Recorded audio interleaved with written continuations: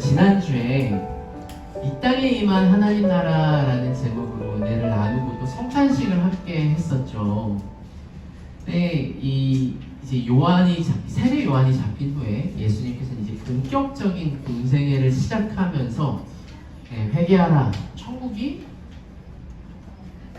가까이 왔다라고 얘기하면서 막 이 사람들을 고치세요, 그죠? 여러 중풍병자들, 귀신 들린 자들, 여러 병자들을 고치시고 많은 사람들이 예수님께 나와서 그 병을 고치려고 했습니다. 지금이야 솔직히 저도 이제 최근에 이 수술을 받았지만 저도 이게 운동을 하다가 다친 거지만 옛날에는 이게 이렇게 의학적으로 살을 찢어서 이렇게 뼈를 맞춘다든지 그런 게 없었을 거 아니에요. 생각해 보면은 이런 거 하나 그냥 다치면 평생 약간 장애인이나 불구처럼 그렇게 될 수도 있겠구나라는 생각을 제가 좀 했었거든요. 그러니까 지금 우리는 어마어마한 혜택을 누리는 거죠. 솔직히 또 한국이라는 이 대한민국의 어떤 의료 시스템은 전 세계적으로도 이민이나 해외 살던 사람들도 우리나라 와서 이렇게 치과라든지 그죠? 여러 가지 이제 의료 시스템의 혜택을 누리는데 예수님 시대 당시는 얼마나 아픈 사람이 많았겠습니까? 조그만 질병, 감기 같은 것도요, 폐렴 이런 것도 고칠 수가 없으면 그렇게 앓다가 그냥 사람이 죽어나가는 거죠. 그러니까 수많은 사람들이 그렇게 아픈 사람들이 있었을 텐데 예수님이 고쳐주심을 보고 나도 낫고 싶은 사람들이 얼마나 예수님 앞에 몰렸겠어요. 그런데 이 기적, 예수님이 행하시는 기적은 예수님이 행하시는 사역의 본질이 아니라 열매라고 제가 말씀을 드렸어요. 예수님께서 이 땅에 오신 이유가 뭐라고 했죠? 단순히 우리의 어떤 문제, 나한테 어떤 문제가 있어, 나한테 어떤 아픔이 있고 어려움이 있으면 그것을 해결하시기 위해서 이 땅에 오신 것이 아니라 하나님 나라를 회복시키기 위해 이 땅에 오신 것이다 라고 제가 말씀을 드렸습니다. 그렇다고 해서 우리 하나님이 우리 사랑하는 우리 성도님들, 우리 자녀들의 어떤 문제나 어려움을 나몰라라 하신 분은 아니에요. 당연히 우리가 어떤 아픔과 어려움이 있으면 하나님께 간구하면 하나님이 들으시고 해결할 만한 것들은 해결하시고 해결하지 않을 만한 것들은 해결 안 하시겠죠? 다들 어디 가셨습니까? 네. 듣고 계시죠? 네, 그죠? 네, 그래서 하나님이요 또 우리의 기도를 들으시지만 더 중요한 게 뭐냐, 본질적인 게 뭐냐, 그걸 제가 지난주에 말씀드렸어요.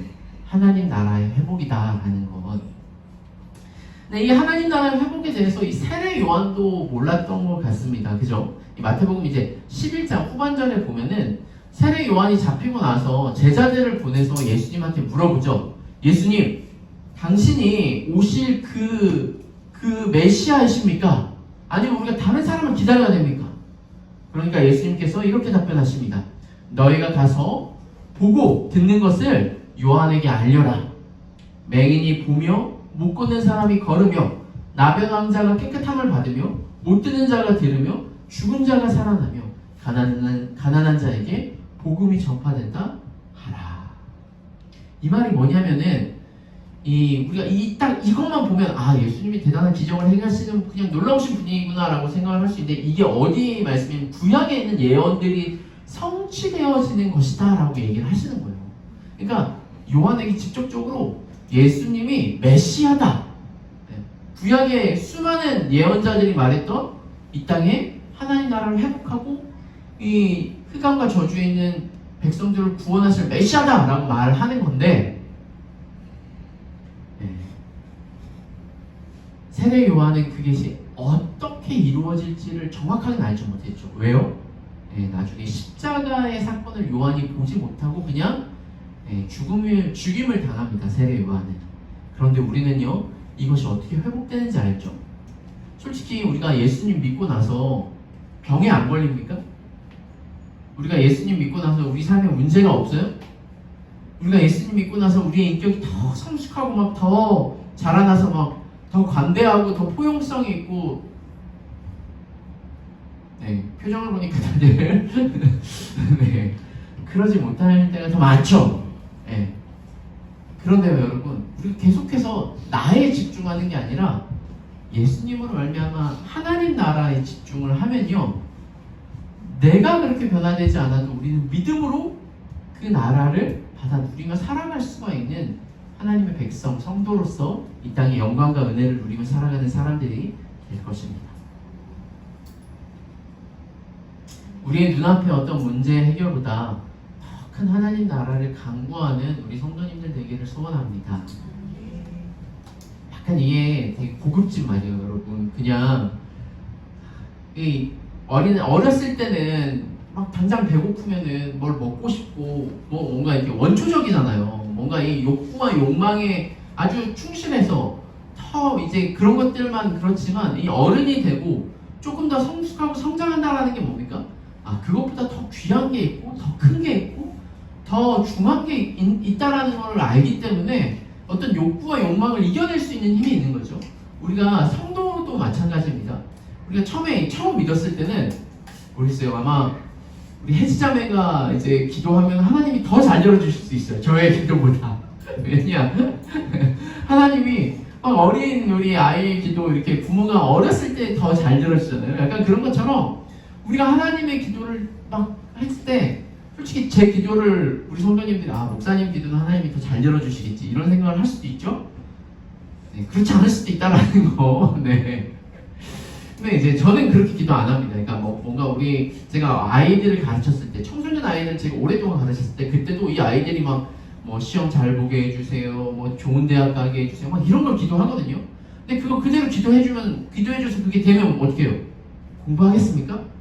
안 하죠. 이거는 이제 기도는 할 수는 있는데, 마음속으로도 이제 그게 하나님이 진짜 기뻐하시는 기도가 아니면 또 이제 하나님의 뜻대로 되게 해달라고 저는 기도를 합니다. 어쨌든 우리가 하나님의 나라를 볼 수 있는 은혜가 있기를 소원합니다.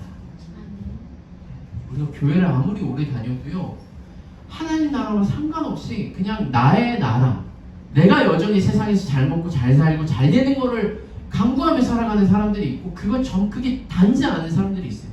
그러면 안 되겠죠. 우리 진리하자교회 성도님들은 하나님 나라를 보기를 소원합니다.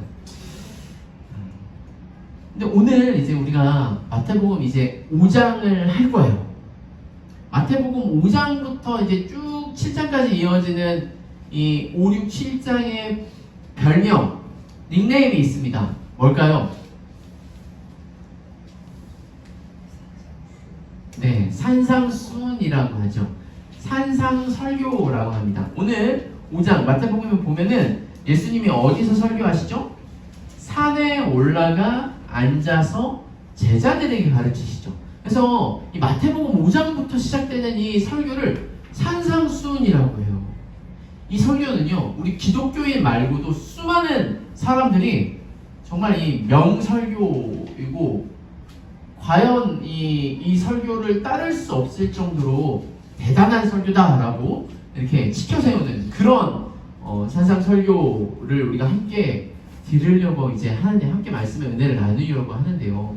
이 말씀의 은혜를 나누기 전에 해야 하는 아주 중요한 작업이 있습니다. 그것이 뭐냐? 오늘 설교의 제목이 뭐죠? 거듭나야 보이는 하나님. 네, 거듭나야 보이는 하나님 나라예요. 딱 우리 성도님들 눈치를 지금 좀 채셨을 수도 있는데, 이 산상설교의 전체 주제가 뭘까요? 거듭나요. 네. 이거 50%인데 그 50%를 못 맞췄어. 하나님 나라예요. 산상설의 전체 주제가 뭐냐? 이 땅에 임한 하나님 나라로서 하나님 나라의 백성이 어떻게 살아야 되는지, 처음부터 하나님 나라의 백성이 누리는 복이 뭔지. 그래서 이 3절부터 복 있는 사람은 하면서 어떤 사람이 복이 있고 이 복에 대해서 하나님 나라의 백성이 누리는 복, 하나님 나라의 백성이 누리는 의, 하나님 나라의 백성이 살아야 되는 어떤 삶의 모습들, 이것들이 산상수훈인데요. 들어야 될까 안 들어야 될까? 왜 다 얘기 안 해? 정말 중요한 거거든요.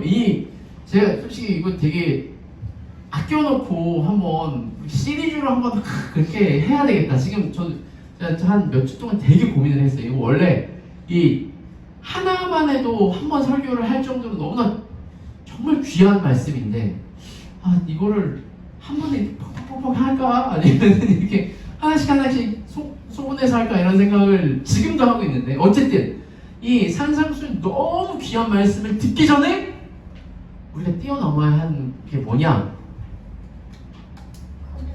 네, 거듭남이라는 거겠죠. 네, 딱 보면. 자, 그런데요, 이 산상수훈을 아마 우리 성도님들이 본 적이 있는지 모르겠어요. 아마 처음 보시는 분들도 있을 거고. 근데 보면요, 산상수훈은요, 우리가 이 지키기가 불가능할 정도로 엄청나게 높은 수준을 요구합니다. 한번 예를 들어 볼까요? 5장 20절.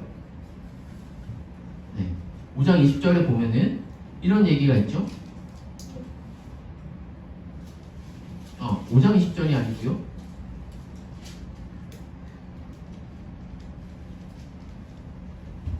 맞네요. 네, 5장 20절. 내가 너희에게 이르노니 너희 의가 서기관과 바리새인보다 더 낫지 못하면 결코 천국에 들어가지 못하리라. 21절. 옛사람이 말한 바 살인하지 말라. 누구든지 살인하면 심판을 받게 되리라 하였다는 것을 너희가 들었으나 나는 너희에게 이르노니 형제에게 노하는 자마다 심판을 받게 되고 형제에 대하여 라가, 여기서 라가라는 말은 지금으로 말하면은 욕입니다. 욕. 뭐 우리가 예이 나쁜 놈, 바보, 멍청이 이런 말도 라가예요. 근데 오늘 뭐 아침에 막 서로 막 이렇게 우리 아이들이 그냥 할 수 있는 얘기일 수도 있는데, 그렇죠? 그런 말을 형제에게 하면 어떻게 돼요? 어디에 들어가요? 공회에 잡혀야 되고 미련한 놈이라고 하는 자는 지옥불에 들어가게 되리라. 네. 그러니까 구약에는요, 살인만이 죄라고 말했는데 예수님이 이 땅에 오셔서 임하는 하나님 나라에서는 형제에게 뭐라고 말하면, 형제를 비방하고 하는 욕만 해도 어떻게 돼요? 지옥에 간다고 말씀하세요.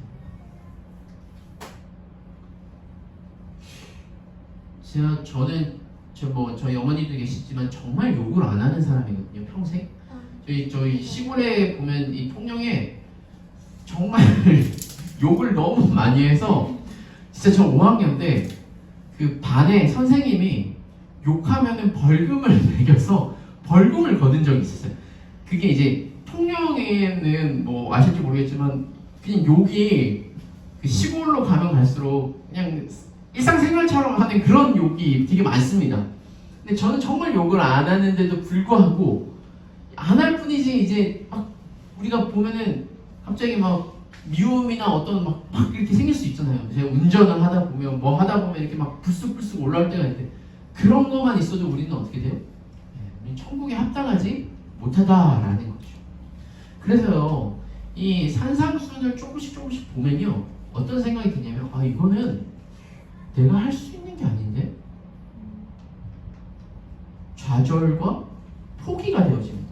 근데 여기 이 좌절과 포기가 되어지는 것만이 끝이 아니라 어떤 문제가 생기냐면, 이 말씀은 내가 지킬 수 없는 말씀이구나, 나랑 상관이 없다라고 생각이 되어지게 되는 거죠. 그러면요, 말씀을 믿겠어요, 안 믿겠어요? 말씀을 믿지 않는 데까지 가게 되는 것이죠. 그래서 솔직히 제가 이제 이 산상수훈을 앞으로 이제 쭉 설교를 할 텐데, 설교를 하면 할수록 우리 성도님들이 밑작업을 지금 해놓는 거예요.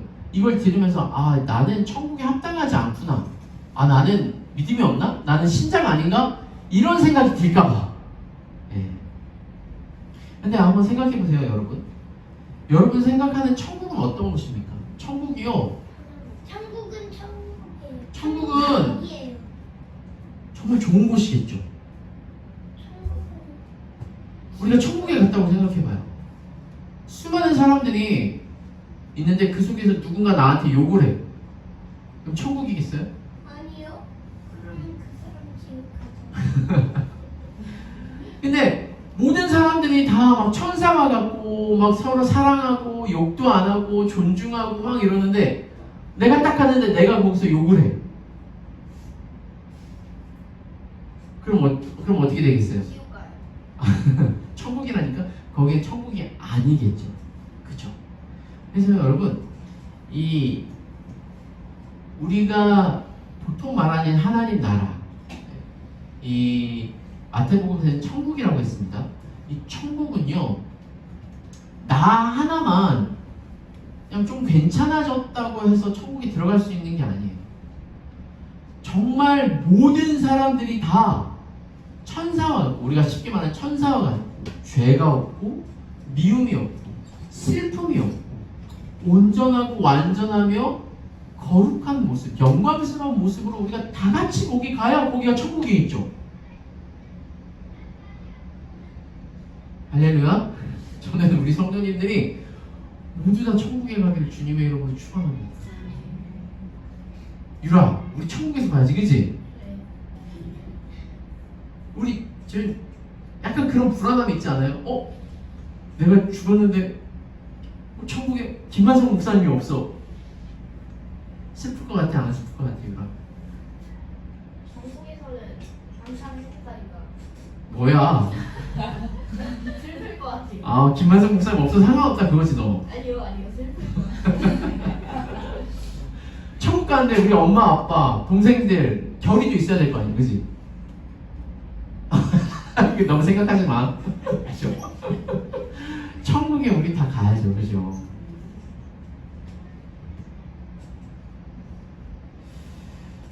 우리가 천국에서 보려면요, 오늘 우리가 이제 앞으로 나눌 이 산산수훈을 봐야 할 텐데, 여러분, 근데 천국을 이 성경에서도 그렇고 제가 이게 말해도 이거를 못 알아들을 수 있습니다.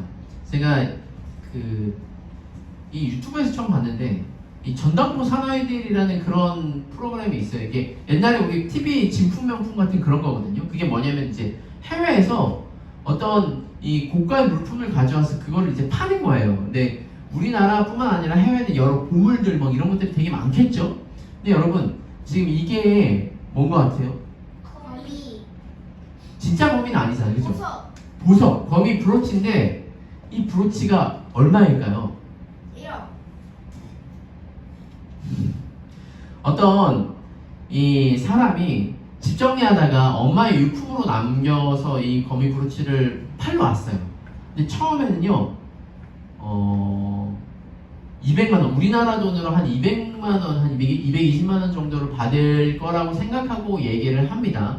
근데 여기서 이 전당포 사나이들을 보면 이제 그 사장이 대머리이신데 이걸 보더니만 이게요, 그냥 브로치가 아니라 되게 유명한 브로치예요. 어떤 그 유명한 보석 살금업자가 한 브로치라서 처음에는 이제 망설였겠죠. 왜냐면은 220만 원이면은 그냥 그 돈만 주고 사도 자기한테는 얼마나 많이 남겠어요.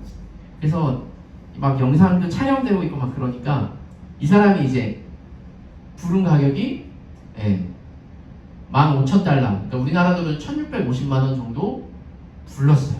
그러니까 그 얘기를 듣고 이 여자가 한번 흥정을 다 하는 거야. 15,000달러가 아니라 17,000달러, 조금만 더 쳐달라. 근데 이제 이 남자가 아니다. 그래가지고 결국 15,000달러라고 해서 아마 우리나라 돈은 조금 세율이 올라가지고 한 2천만 원이라고 합시다. 2천만 원에 이 브로치를 팔았습니다. 여러분, 진짜 이 브로치는 얼마일까요? 5억? 5억까지는 너무 셌고요. 1억? 최소 1억에서 2억이라고 해요. 아니, 얼마에 샀다고요? 2천만 원. 거의 한 2천만 원에 팔았거든요. 근데 원래 최소 1억에서 2억인 거예요. 근데 이 여자가 집에서 나오긴 했는데 이 보석의 가치를 모르는 거겠죠. 우리도 마찬가지입니다. 여러분, 우리가 이 땅을 살아가면서 솔직히 천국을 가보지 않아서 천국이 얼마나 영광스럽고 대단한지를 우리가 몰라요. 눈앞에 봐도 모르죠. 아무리 우리가 산상수훈의 이 귀한 말씀을 들어도요, 이 가치를 알 수 없을 수 있습니다. 왜? 거듭나지 않으면요. 이거는 그냥 속위에 경일기 있는 것이죠. 자, 그렇다면 누가 하나님 나라에 대해서 온전히 알고 볼 수 있는가? 바로 오늘 이 요한복음 3장에 나오는 니고데모가 예수님께 찾아왔을 때 예수님께서 뭐라고 합니까? 거듭나야 하나님 나라를 볼 수 있다. 다시 태어나. 거듭난다라는 말이 뭐예요? 다시 태어난다라는 말이죠. 다시 태어난다. 거듭나다. 다시 태어난다. 영어로는 born again. 예. 한자로는 중생이라고 합니다. 우리 어떻게 다시 태어날 수 있어요? 이 니고데모가요. 그런데 우리가 생각할 때 다시 태어나는 거는 그러면 다시 엄마 뱃속에 들어갔다 나와야 다시 태어나는 거 아닙니까? 라고 말할 수 있겠죠. 그런데요, 이 되게 유명한 이 웨인 구르뎀이라는 신학자는 이렇게 얘기를 했어요. 중생이란 하나님께서 우리에게 새로운 영적 생명을 부여하시는 신비로운 하나님의 행동으로서 그 결과 영혼을 지배하는 성향이 거룩해지는 것이다. 역시 신학자라 조금 말이 어렵죠. 해지자면 이해가 돼요. 뭔 말이에요? 모르겠죠. 예. 여기서 딱 우리가 봐야 되는 건 뭐냐? 영적 생명이에요. 영적 생명. 그러니까 우리가 새롭게 어떻게 지금 몇십 년을 살았는데 아니면 몇 년을 살았는데 어떻게 엄마 뱃속에 다시 들어갔다 나올 수 있겠어요? 그러니까 육체적으로 다시 죽었다 태어나는 게 아니라 영적으로 새로운 생명을 얻는 거예요. 여러분 생각을 해봅시다. 여기에 돌상이 있어요. 예, 우리 유리가 안 해요. 무슨 상이죠? 보통 다비드상이라고 해요. 다윗상이긴 한데 다비드상. 근데 여기에 생명이 있어요, 없어요? 생명이 없어요. 그래서 여기 가서 이 다비드상에게 한 대 이렇게 쳐. 그럼 이 다비드상이 아야 이럽니까? 아니요. 막 거기다 뭐 이상한 걸 막 이렇게 묻혀. 그럼 아유 더러워 막 이렇게 해요, 안 해요? 안 해요. 안 하죠. 왜요? 뭐가 없기 때문에 그래요? 생명이 없어요. 근데요, 제가 이렇게 해가지고 로이를 딱 한 대 쳤어요. 그럼 로이는 어떻게 해요? 아야 하면서 울겠죠. 혹은 엄마한테 가서 이럴 거예요. 왜? 생명이 있기 때문에 그런 거예요. 우리가 거듭나기 전에는요, 영적인 생명이 없습니다. 그런데 거듭났다라는 거는요, 영적인 생명이 부여받고 영적인 생명이 생겼다는 거예요. 생명이 있다라는 건 감각이 있고요, 살아있다라는 것이죠. 여러분들은 거듭나셨습니까?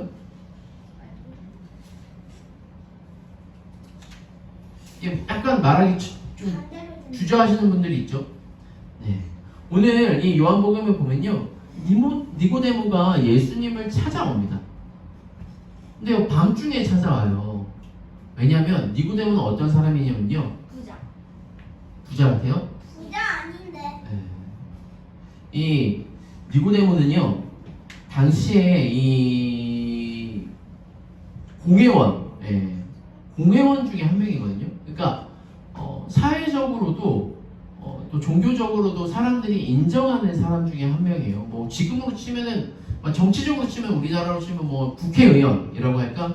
혹은 뭐 이렇게 그런 사람인데 낮에 예수님을 찾아오기가 두려운 거예요. 왜냐? 자기는 되게 명망이 있고 사람들이 존경하는 사람인데 예수님을 찾아온다라는 거는 그때 당시 예수님 그냥 30살 그냥 청년이고 인기 있는 사람이긴 하지만 나이로나 뭐 명예로나 자기가 이렇게 그럴 사람이 아니거든. 근데 이제 예수님에 대해서 알고 싶어서 밤중에 찾아갑니다.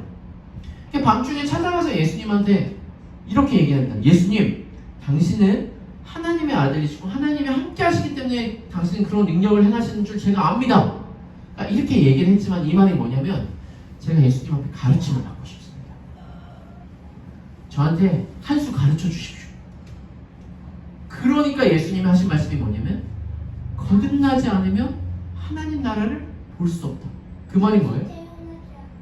지금 아무리 한 수를 내가 가르쳐 주려고 해도 니고데모가 거듭나지 않으면요 깨닫지 못해.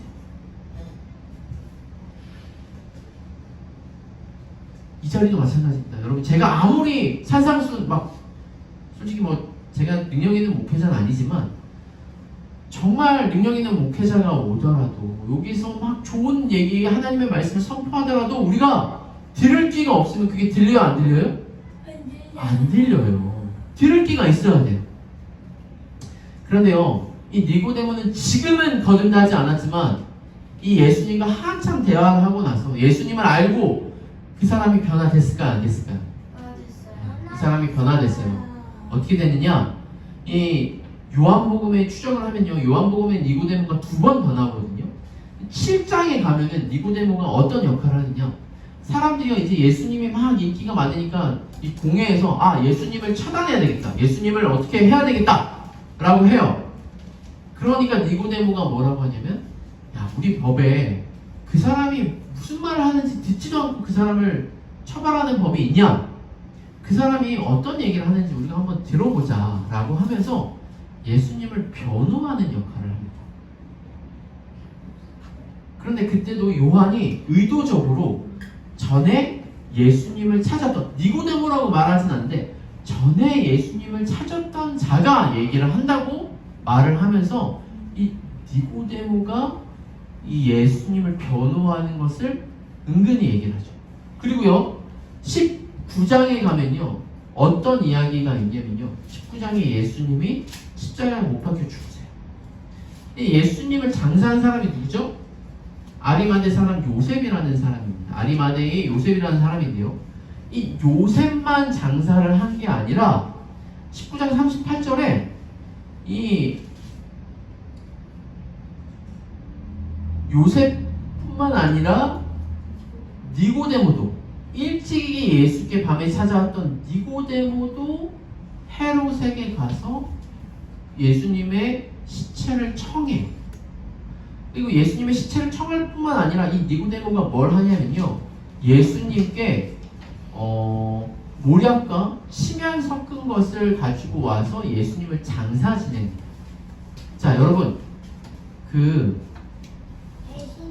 장의사, 지금은 장의사가 있나요? 네? 장의사가 있습니다. 그죠? 왜냐면 이제 발인을 할 때 그것들을 다 이렇게 하시는 분이 있는데, 장의사가 되게, 지금도 우리가 좀 이렇게 사회 계급 뭐 이런 걸 따지진 않지만 어쨌든 좀 아무나 하진 않죠. 조금 꺼리는 일입니다. 왜요? 죽은 시체를 만지는 거니까요. 이때 당시에도 그랬어요. 여러분, 뭐 우리나라도 조선시대 뭐 백정이라든지 막 이렇게 험하고 굳은 일들은 누가 합니까? 네, 좀 이렇게 천민, 낮은 사람이 하죠. 예수님 시대 당시도요, 이 시체를 만지고 시체를 처리하고 뿐만 아니라 예수님의 시체는요, 뭐 왕의 시체도 아니었어요. 범인, 흉악범, 그런 사람들만 십자가에 달려 돌아가는, 죽는데 그 시체를 처리하는 거에 니고데모가 가서 직접 그런 침향과 뭐 이런 것들을 막 바르고 장사를 지냈다는 말이죠. 여러분, 이거는요 어마어마한 용기예요.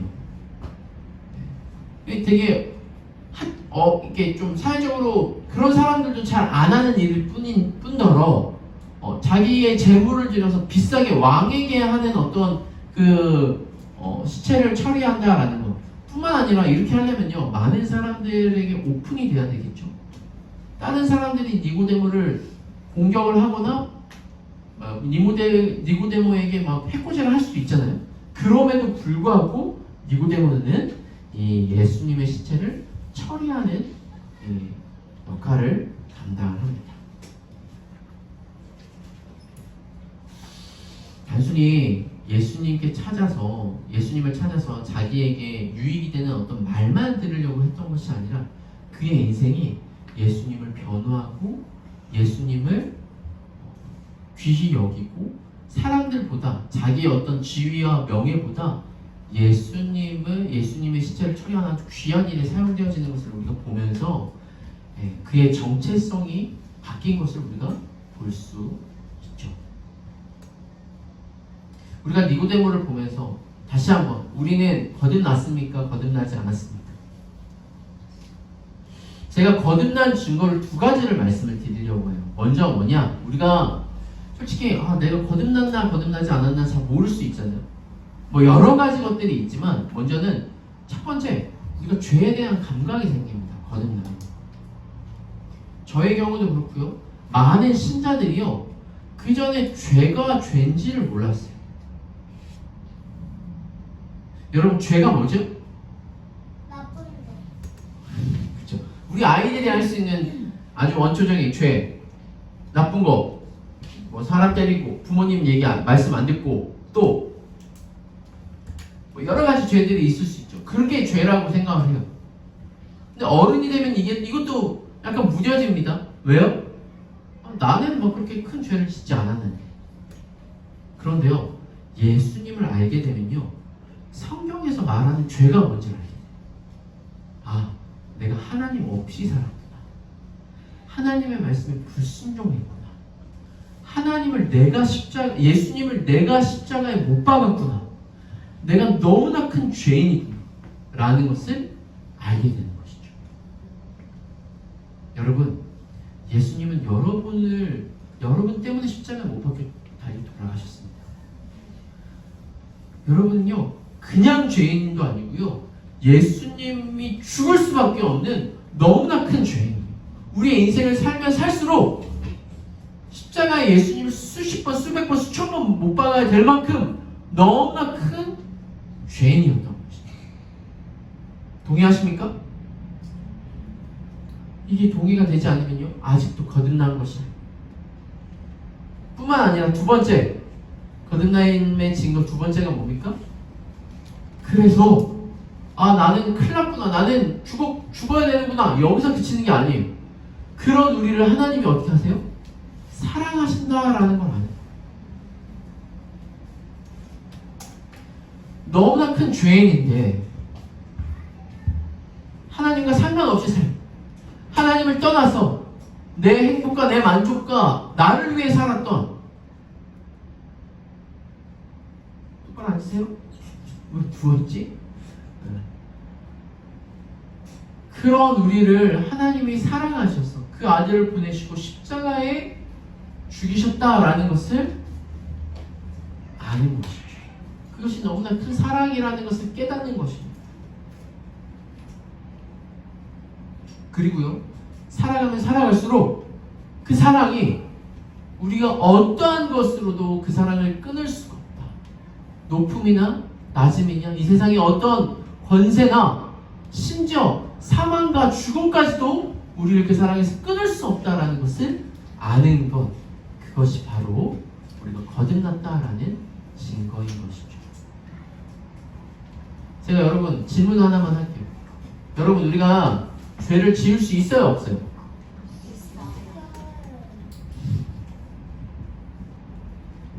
다시, 우리가 죄를 지을 수밖에 없는 존재입니까? 죄를 짓지 않을 수 있는 존재입니까?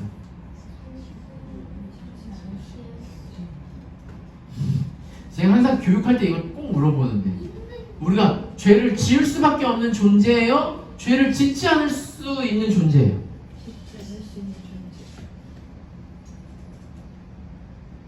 여러분, 여전히 우리가 죄를 지을 수밖에 없는 존재라는 건요, 하나님의 은혜와 십자가의 공로가 너무나 크다라는 것을 아직까지 믿지 않는 거예요. 따라해 보겠습니다. 우리는 죄를 짓지 않을 수 있는 존재이다. 이거 믿으셔야 돼요. 근데 저한테 목사님 죄 안 짓습니까?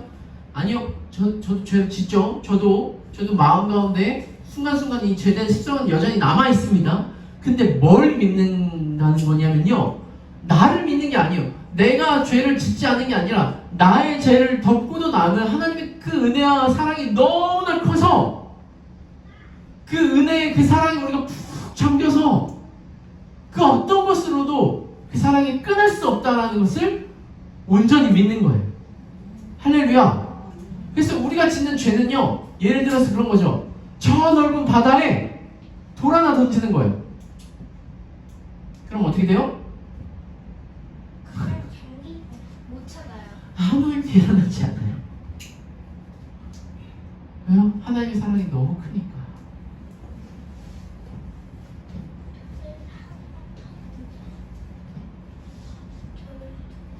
하나님의 은혜가 너무 크다는 걸 아는 거예요. 어디 앞에서? 십자가 앞에서. 여러분, 십자가를 통과해야 됩니다. 십자가를 통과하셔야 돼요. 솔직히 이걸 통과하기 전에는요, 몰라요. 그렇기 때문에 여러분, 우리가 여름 되면 솔직히 수련회를 하는 이유도 그거예요. 여러분 얼마나 많이 먹어야 배부르다는 생각이 드실까요? 배가 막 몇 시간, 막 한 하루 동안 아무것도 못 먹었어. 그럼 배고파서 막 많이 먹을 수 있겠죠. 근데 그래도 사람은 먹는 한계가 있어서요. 아무리 많이 먹어도 모르겠어요. 뭐 여러분들이 찌양 뭐 이런 먹방 유튜버가 아닌 이상 엄청 먹으면 배가 부를 거예요. 근데 우리의 영적인 것도 마찬가지입니다. 여러분, 우리가 하나님의 말씀에 충만히 젖어 있지 않으면요, 말씀의 은혜에 풍성히 젖어 있지 않으면요,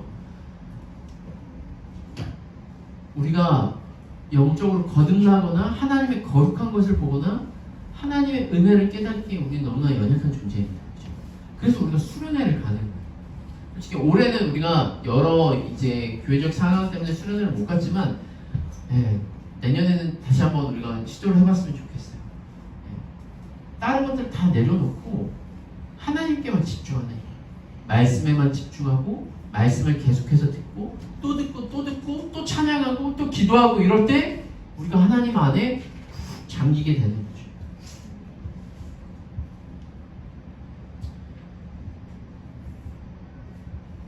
사랑하는 우리 진리아자교회 성도 여러분, 제가 지난주에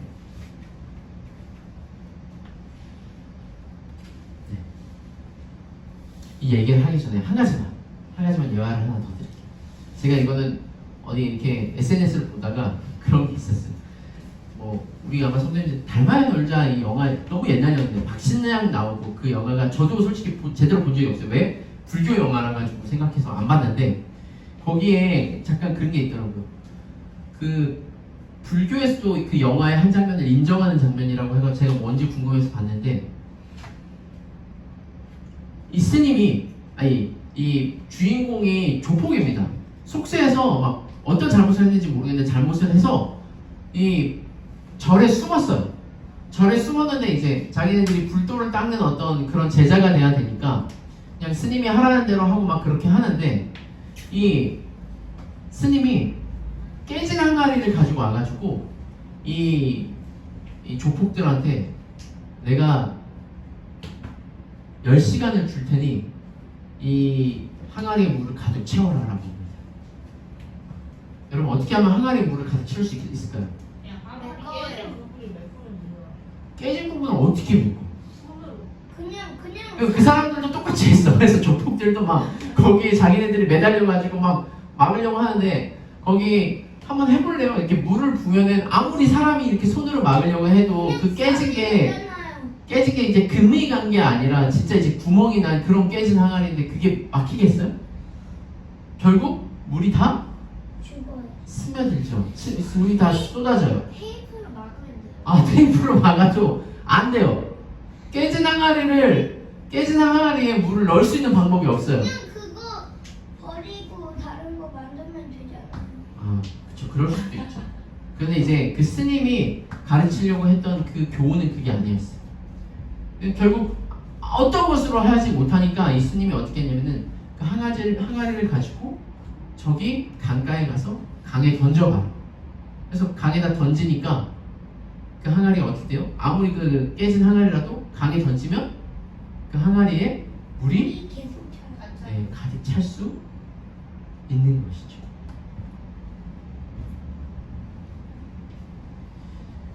아마 하나님이 우리에게 주시려고 하는 하나님 나라도 마찬가지일 거예요. 우리는 깨진 항아리와 같은 존재이죠. 우리 스스로는 어떻게 회복의 가능성이 없어요.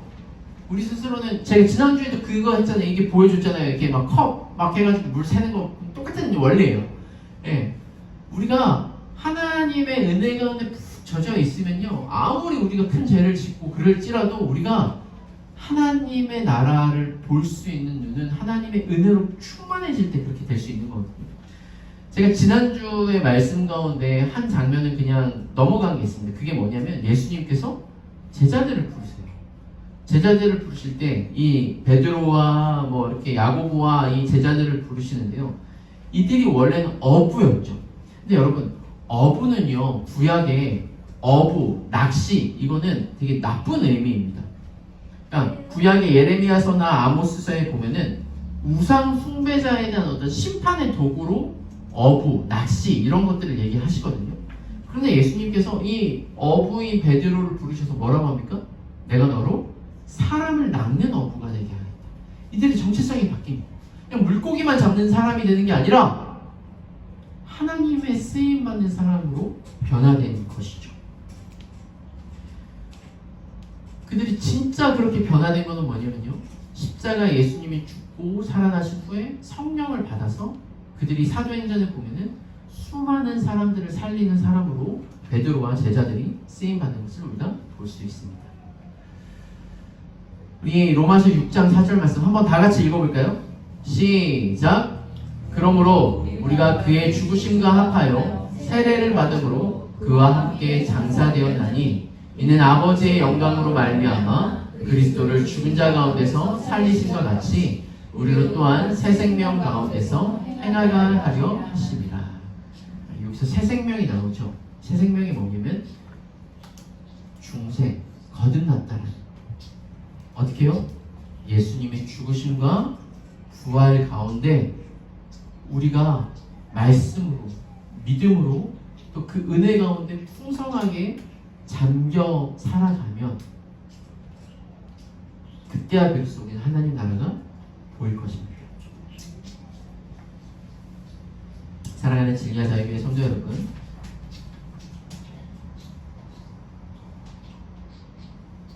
솔직히 이 하나님 나라를 얘기하면서 저도 여러분들에게 이렇게 딱 꺼내서 보여줬으면 좋겠어요. 야, 이게 하나님 나라야. 막 보석, 아까 그 보석 꺼내서 야, 이게 몇 억짜리야 이렇게 보여주면 좋겠죠? 네. 근데 그렇게 보여줄 수 있는 나라가 아니에요. 우리가 지금 야, 저기 미국이 있는데 미국이 어떤 나라인지를 우리가 보여줄 수 있어요? 가보지 않으면 몰라요. 솔직히 영상으로 지금 볼 수는 있지만 아무리 미국 막 이렇게 얘기해도 안 가본 사람에게는 그걸 알려줄 방법이 없죠. 마찬가지예요. 하나님 나라도 우리가 가기 전까지는 100% 다 알 수는 없겠지만 하나님이 보여주시려는 하나님 나라, 그건요, 내가 십자가에 죽고 예수 그리스도로 살아나는, 그래서 그 말씀 가운데 우리가 충만함을 입지 않으면 그 나라가 보여지지 않습니다.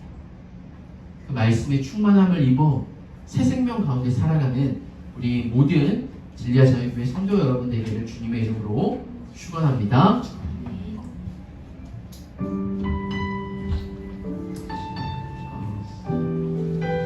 우리 말씀 생각하면서 함께 찬양하겠습니다.